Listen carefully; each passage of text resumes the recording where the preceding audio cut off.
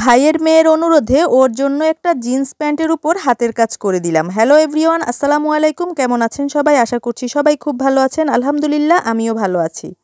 তো সুবানা বলছিল ও নাকি অনেককেই দেখছে ভিডিওতে, ইদানিং নাকি অনেকেই এভাবে জিন্স প্যান্টের উপর হাতের কাজ করছে। তো ওরও শখ হলো জিন্স প্যান্টের উপর একটু হাতের কাজ করে পরবে।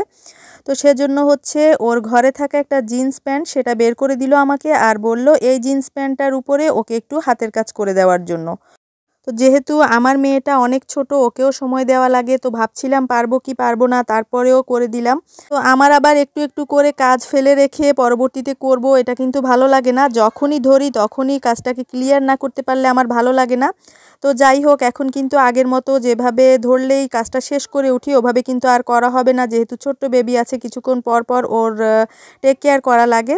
তো সেজন্য হচ্ছে আমি সময় পেয়েছি, আর এই মুহূর্তে হচ্ছে ওর প্যান্টটা হাতের কাজের জন্য যে আর্টটা ওটা হচ্ছে ফুলটা এঁকে নিচ্ছি, আর পরবর্তীতে সময় করে করে ওটা কিন্তু ফাঁকে ফাঁকে সেলাই করে দিব ওকে।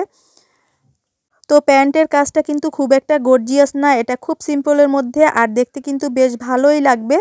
আর দেখতেই পাচ্ছেন এখানে আমি কিছু কালারের সুতা নিয়েছি, বিভিন্ন কালারের ফুল দিব করে।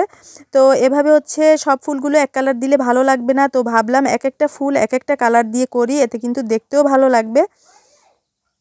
অনেক আপুরা কিন্তু খুব নিখুঁতভাবে হাতের কাজ করেন, তাদের কাছে কিন্তু খুব একটা ভালো নাও লাগতে পারে, তবে আমি কিন্তু চেষ্টা করলে ধীরে সুস্থে করলে হয়তো আরেকটু ক্লিয়ারভাবে আরেকটু নিখুঁতভাবে করতে পারতাম। তবে আমার হাতে যেহেতু সময় কম, আর ভাবলাম যে যেহেতু প্যান্টের উপর কাজ আর কয়দিনও বা পরবে, সেজন্য আমি একটু তাড়াহুড়ো করেই হচ্ছে করে দিচ্ছি। আর প্যান্টের কাজটা কিন্তু খুব একটা নিখুঁত না হলেও কিন্তু মোটামুটি ভালোই লেগেছে। তো আপনাদের কাছে কেমন লেগেছে সেটাও কিন্তু জানাবেন। তো এটা হচ্ছে আমার কিছুদিন আগের ভিডিও, তখন কিন্তু খুব শীত ছিল, আর এখন তো শীত কমে গিয়েছে। তো শীতের মধ্যে আমার মেয়ের জন্য দুটো হাত মোজা বানিয়েছি, আর হাত মোজা বানানোর জন্য এখানে যে কাপড়টা ইউজ করেছি এটা হচ্ছে আমার একটা সোয়েটারের অংশ।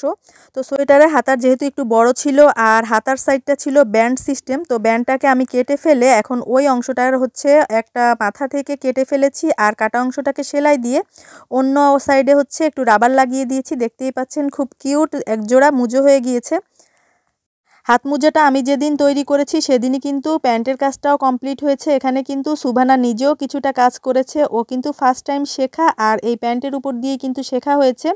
অর্থাৎ প্যান্টটা যখন সেলাই করেছে তখন আমার সেলাইটা দেখে দেখে কিন্তু ও কয়েকটা ফুলে কিছুটা কাজ করেছে, আর এই ডালফোরটা যেগুলো ওগুলো কিন্তু ও কিছুটা দিয়েছে। তো যাই হোক, ওর হাতের কাজের ছোঁয়া ওর প্যান্টের মধ্যে থাকবে, এটাও ওর শখ ছিল। তো সর্বোপরি এই প্যান্টের কাজটা কেমন হয়েছে জানাবেন কিন্তু। তবে আমার কাছে কিন্তু মনে হয়েছে স্বল্প সময়ে স্বল্প পরিশ্রমে কাজটা মোটামুটি ভালোই হয়েছে। তো কার কার কাছে হাতের কাজের জিনিস পরতে ভালো লাগে বা হাতের কাজটা পছন্দ, সেটাও কিন্তু চাইলে আমাকে কমেন্টসে জানাতে পারেন। আজকের মতো তাহলে এখানেই রাখছি। আল্লাহ হাফেজ, আসসালামু আলাইকুম।